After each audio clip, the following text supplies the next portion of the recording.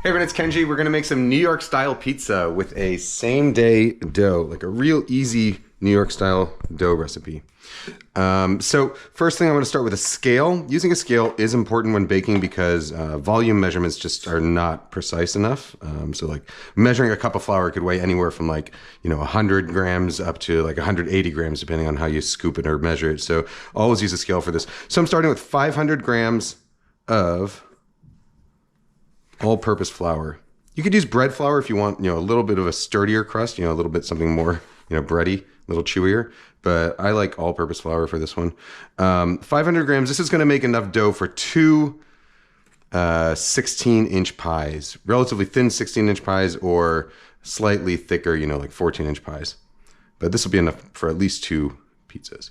So 500 grams of flour, close enough. This is King Arthur flour, by the way. You can use whatever flour you want. I've done this with gold medal. It works just fine. We're going to do 12.5 grams of salt. So that's about 2.25%. Sorry, 2.5%. The percentage, by the way, is called a baker's percentage, and it's basically everything, you weigh everything as a percentage of the total amount of flour. So if we're starting with 500 grams of flour, we add 2.5% of that in salt, which is 12.5 grams. We're going to do 2 grams of yeast here.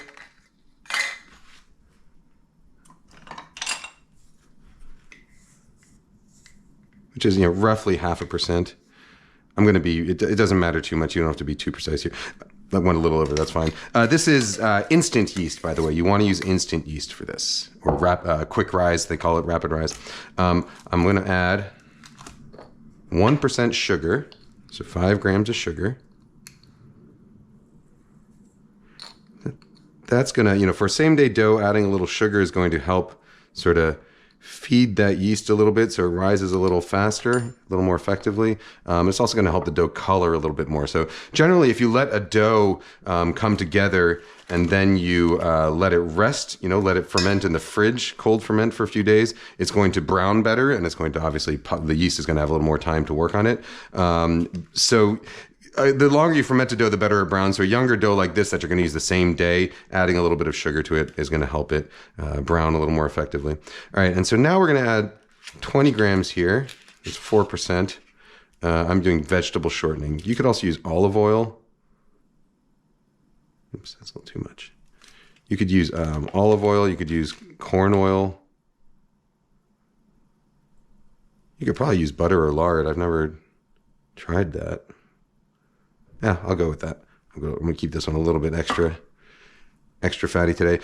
So what the fat does is that it interferes, so there's this balance in play going on in the dough between sort of, gluten development, which is the protein structure in there that's going to give it its texture and its chew. But if you have too much of that, it can be a little too tough. And so when you add fat, it kind of coats some of the flour, it interferes with the gluten formation, and therefore makes the dough a little more tender. So fattier doughs, so something like a brioche you think about, and it's very tender, and it's because of all that butter in there. So adding a little bit of fat to a pizza dough is going to make it a little more tender. It's also going to help it brown a little more. And so now we're going to add the water. This is a 60% hydration dough, so I'm going to add 300 grams of water. And this is warm water, by the way, about 90 degrees.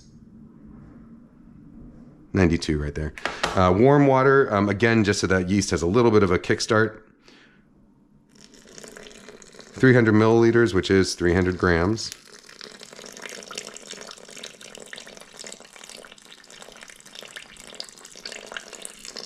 You'll note that also, some people might refer to this as an effective hydration. So just the water is 60%, right? So you would say 300 grams of water for 500 grams of flour. So you would say that's 60% hydrated.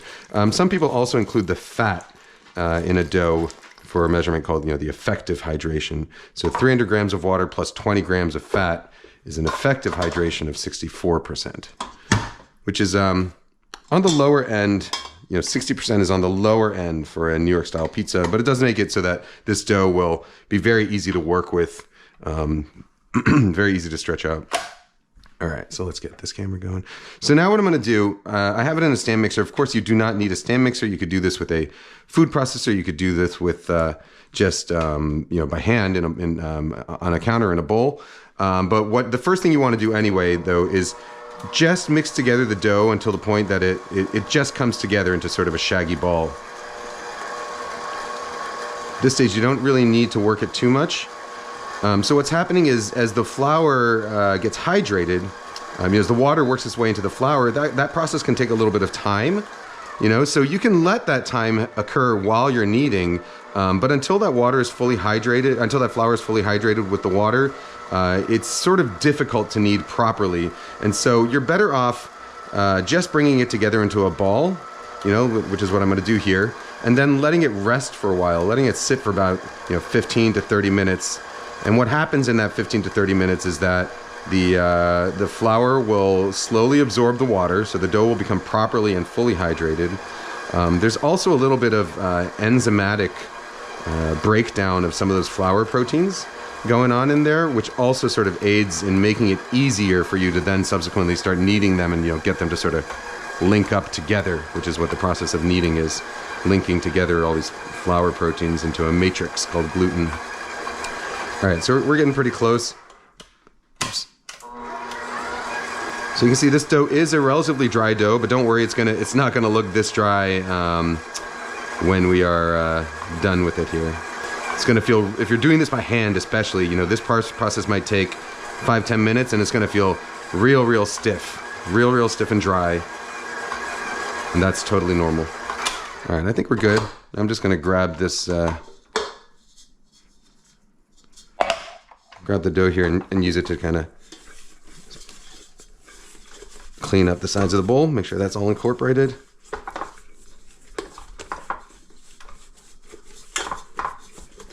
Okay, close enough. All right, so now I'm gonna let this just sit here for about 15 minutes or so. So I will be back in 15 minutes or so, maybe more like 20 minutes. So you can see this dough has become a lot softer, squishier. It's really starting to hydrate. It's also holding its shape more, so it doesn't come off on my hands as much as it did before. So it's sticking to itself more. So those are all good signs that the flour is hydrated and we're ready to knead. So at this point, with a stand mixer, we're gonna knead it basically until I'll do it at around speed 3 here on a KitchenAid. We're going to do it until this forms a relatively smooth, satiny ball that doesn't have too many lumps. It should take a few minutes.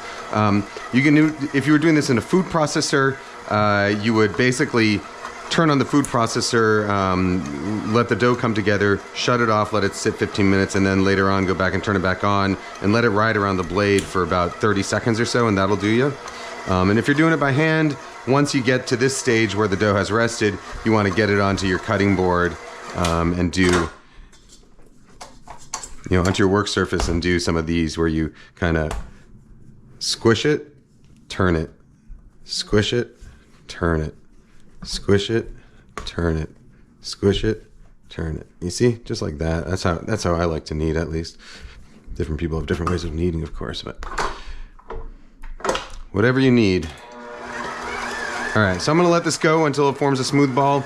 That'll take another couple minutes, all right? So I will see you in a couple minutes, all right? So you can see how this ball has gotten pretty smooth and sandy. I could let this go a little bit longer, but I think we're gonna be fine just here. Yeah, as long as it pulls off relatively cleanly like that, you're in pretty good shape. So now, what we're gonna do is called the bulk fermentation. So that's the sort of initial rise that the dough gets before you divide it and shape it into its final sort of pieces. Proofing pans, these are specifically for pizza. I'm just gonna put a little bit of oil in there, a little bit of olive oil, just so that the dough doesn't stick. So this initial bulk fermentation The idea is that we're giving the dough, the yeast some time to work. We're giving the gluten some time to form. So the yeast, is going to provide both flavor, but also, of course, is going to stretch the dough out, provide bubbles in there, give the gluten a little more structure.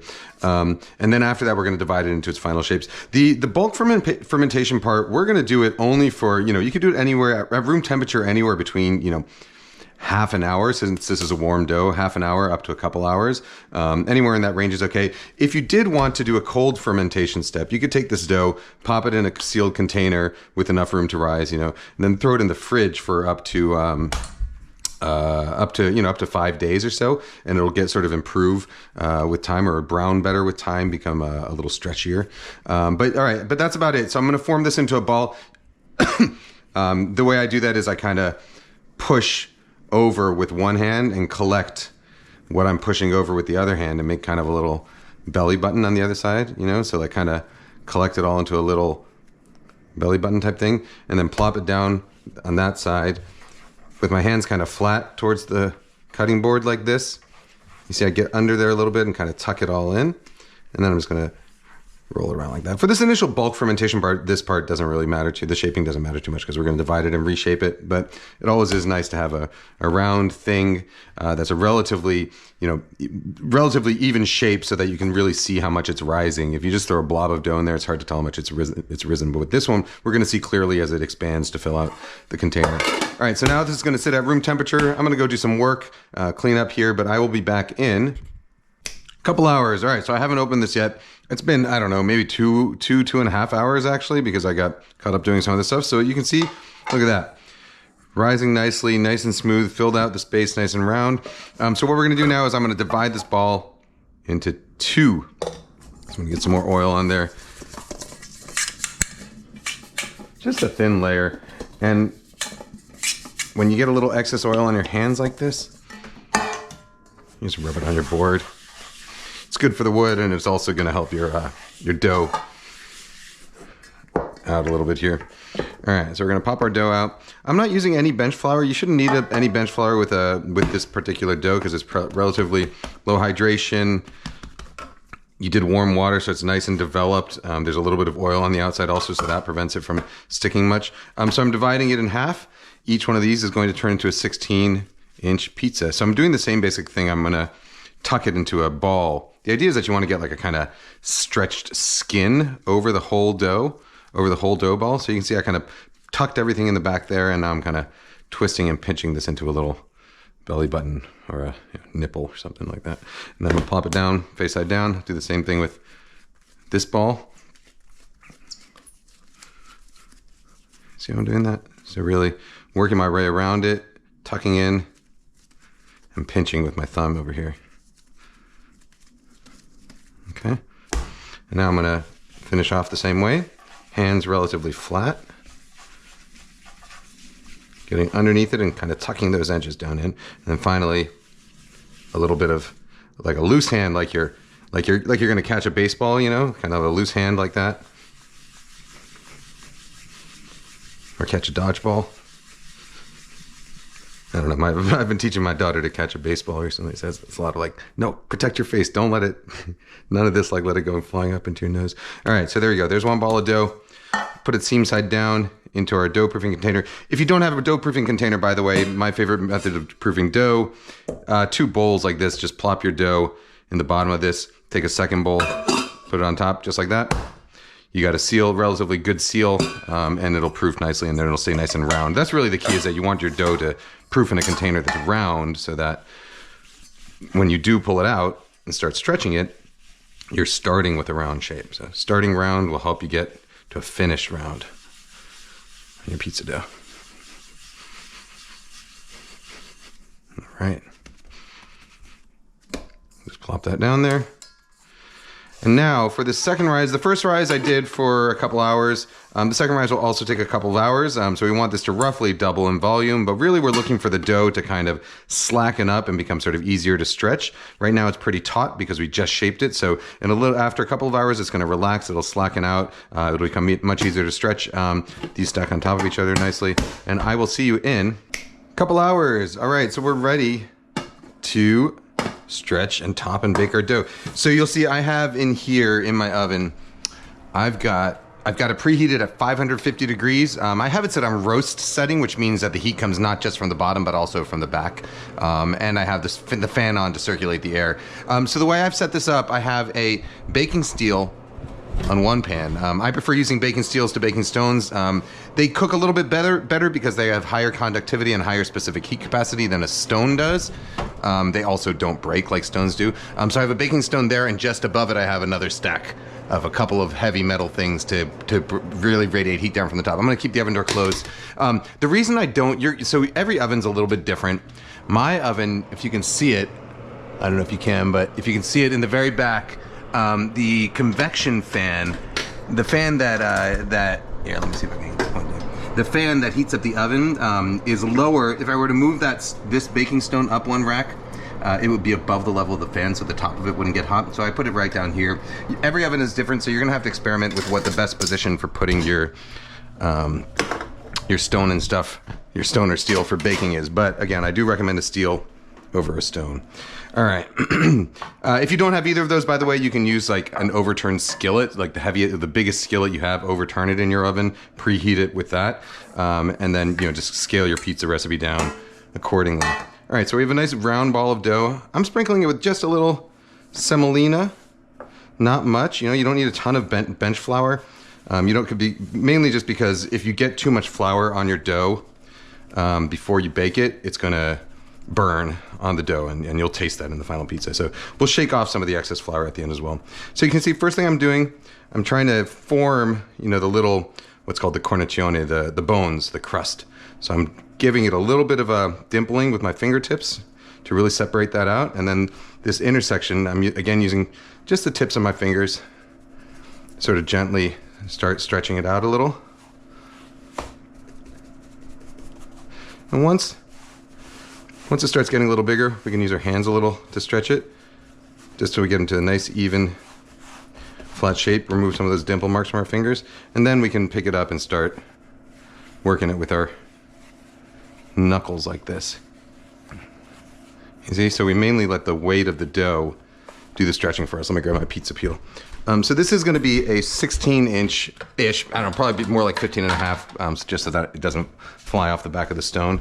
But, it's around 16-inch pizza. And that thickness, stretching out this much dough to 16 inches is gonna give you a thickness that is on par with sort of, the thinner side of what you would expect from a New York style slice. Certainly about on par with what you would get in New York City itself. That said, if you have trouble getting it to 16 inches, or if your dough for some reason, whatever, maybe the flour you're using is a little different from mine, or maybe your day went a little different, or your dough over fermented. These are all things that have happened to me. If for some reason your dough isn't cooperating and you can't quite get it out to 16 inches, 14 inches is fine. Even thicker is fine. Your pizza's just going to be a little bit thicker. It's still going to taste good. Also, I'm using semolina to stretch out. You can use whatever you want. It doesn't have to be semolina. You can use regular all-purpose flour. You can use something like cornmeal if you want. There's some New York pizzerias that use cornmeal. There are some New York pizzerias, like real old school places even, that use breadcrumbs, like classic slice shops that use breadcrumbs instead of flour or cornmeal or even semolina. So, if anybody comes and tells you, oh, you can't be New York pizza unless you stretch it out in regular bench flour or regular wheat flour, or it can't be New York pizza because it's only 18 inches and not 20, or it can't be New York pizza because it's 6 slices. Whatever rules people make, like, you can probably safely assume that they're not actually from New York, or New York pizza, all it has to be is served by the slice, pretty thin, and able to be held and eaten as a single slice folded in half. That's sort of the only criteria I have really for a New York style pizza. Beyond that, like all the details, you'll find examples far and wide throughout the city, and not just recent ones. You'll find old school examples. That's about 16 inches, I'd say. Yeah, this is a 16-inch paddle, so we're maybe 15 and a half inches here. So a pizza like this, so once you get it out to about, within an inch or two of its final thickness, you can actually get it on your paddle. This is bamboo, which is not the ideal paddle material, but I left my maple board out in the rain and it warped, so I'm using bamboo for now. Bamboo just is not as sort of, it's not as porous, and so things tend to stick to it a little bit more. But you see, I got it on here. It's not quite 16 inches. What we're going to do is we're going to top it, and then we'll do a little bit of adjusting at the very end just to stretch it out a little bit. So we got a nice circle. This is the tomatoes that I got from the farmer's market that I just cooked in a pot and then ran through a food mill. That's all it is. You can also just, of course, use a good crushed canned tomato, you know, so something like Bianco di Napoli or like a Cento DOP crushed canned tomato, or Muir Glen also makes a pretty good canned tomato. You can just use a pretty good crushed tomato, or you can get canned whole peeled tomatoes, run them through a food mill, or, you know, blitz them for a couple seconds in your food processor, or better yet, with a hand blender. And that's all you need. Just a little bit of salt to season it. Very fresh tomato sauce. This is, you know, New York sauces come in a variety of styles, but very frequently you'll find just a fresh tomato puree. All right, so fresh tomato puree on there, or crushed tomatoes. I'm gonna do a little bit of this oregano under the cheese. To me, that's like a, you know, New York slice shop flavor. I got whole milk, dry mozzarella. So low moisture mozzarella, whole milk. I bought this at the deli counter from PCC here. This is I think Belgioioso, which is not your greatest pizza cheese, but you know, it'll do the job. If you can get something like Grande, that's great. Polio, is Polio still around? I think so. But you know, depending on where you are, you might be able to find it. You might also honestly have difficulty finding whole milk, low moisture mozzarella. Oftentimes you're only going to find part skim, which won't really work for a New York style pizza. It won't work properly, at least. If you can only, you know, I would check the block cheese section of your supermarket. I would check the sort of fancier cheese section of your supermarket if you has one. I would definitely check the deli counter. Sometimes they have mozzarella for slicing, whole milk mozzarella for slicing, that you can just ask them for a block of, and that might be your best bet. Worst case scenario, buy whole milk string cheese, take it out of its packaging and just chop it up into little pieces and use it, and that'll work just fine. All right, so not too much cheese on a New York style pizza. That's probably even on the higher end of what I would do. Little sprinkle of Parmesan also. I'm gonna do a little pre-baked Parmesan. You could use Romano, something like that, and a little post-baked Parmesan. Same with the basil. I'm gonna do a little pre-baked basil, so you get some of the basil perfume through the whole thing, and then we'll do a little bit of post-baked basil as well for that fresh basil flavor. All right, a little more oregano. Get that stick out of there. A little pinch of salt. I know this is quite fatty mozzarella, so I'm not going to add olive oil to here. Sometimes I might add a little bit of drizzle of olive oil, but I know this stuff is very fatty and tends to kind of pool up with grease if you add extra oil, so I'm not going to. But you know, you do what feels right to you. Experiment a little, come up with a plan you like. All right, so now we can, when it's loaded up with toppings, it'll stretch out a little more and kind of hold its shape a little better because the weight of those toppings. And this is also a good opportunity to make sure that your pizza's freely sliding on the peel. You see? All right. Into the oven. I got my Food Lab branded baking steel, actually. So I know it's gonna go right up to the back edge there. Back, ooh, let's make sure we fit on the front. There we go. And we're gonna pop it right back in. Ugh. So you wanna go, again, highest heat that your oven has, preheated to, and you know, some ovens are all different. So I used to have an oven where the broiler and the oven thermometer were completely separate. So even if the oven was preheated, I could still turn on the broiler. With this oven, once it gets above 500 degrees, the broiler will not turn on. So I cannot broil the top of the pizza here, which is why I use that baking stone arrangement. Ideally, in the ideal situation, you'll be able to preheat your baking steel right underneath the broiler element of your oven, and then as soon as the pizza goes in, you switch on the broiler so that you're blasting it with heat from the top and the bottom. And when you do that, you end up, you know, getting a pizza that can bake somewhere around maybe, you know, 5 minutes or so in a home oven. A real, you know, in a pizza shop in New York, those ovens, you know, our ovens at home go to 550 degrees. Most people's, maybe 500 degrees.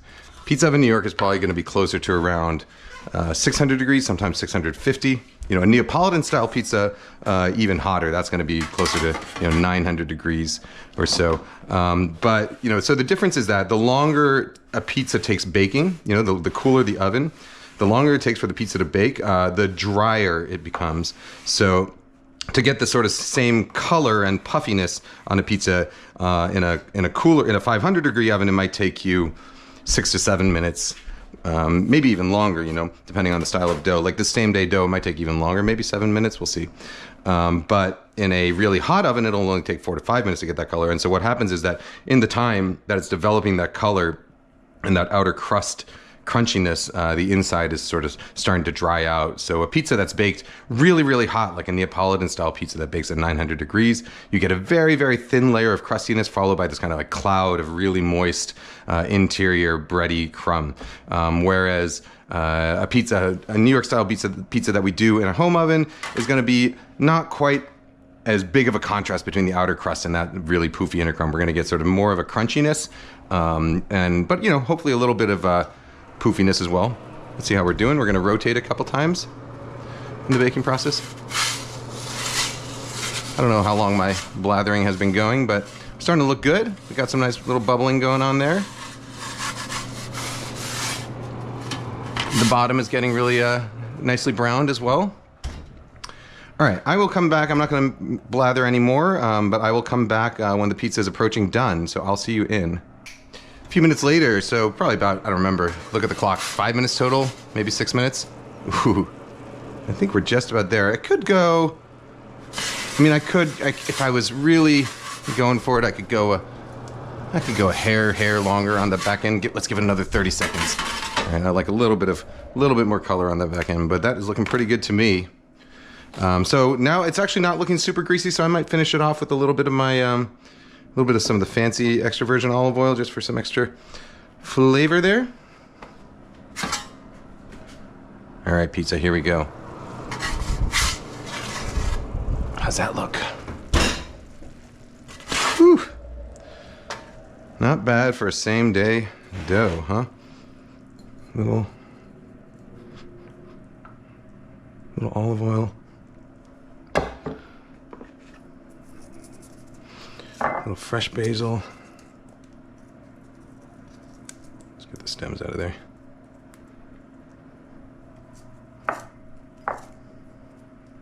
And a little bit more Parmesan.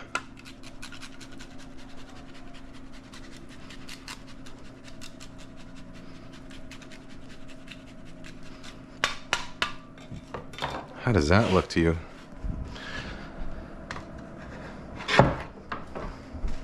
That's not going to fit on that cutting board. Need to pull out the big guns for this. There you go.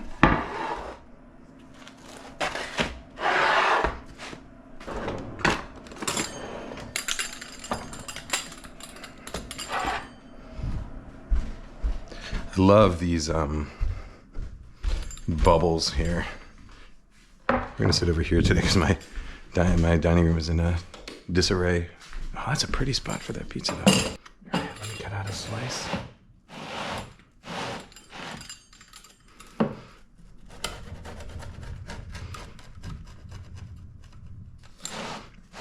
And do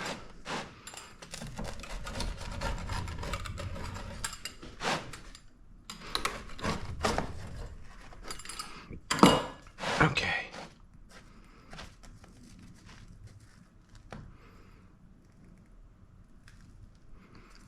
Got good cantilevering.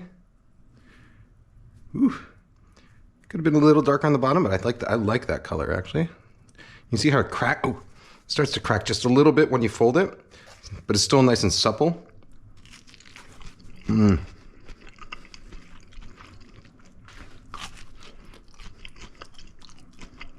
That is that shortening in action.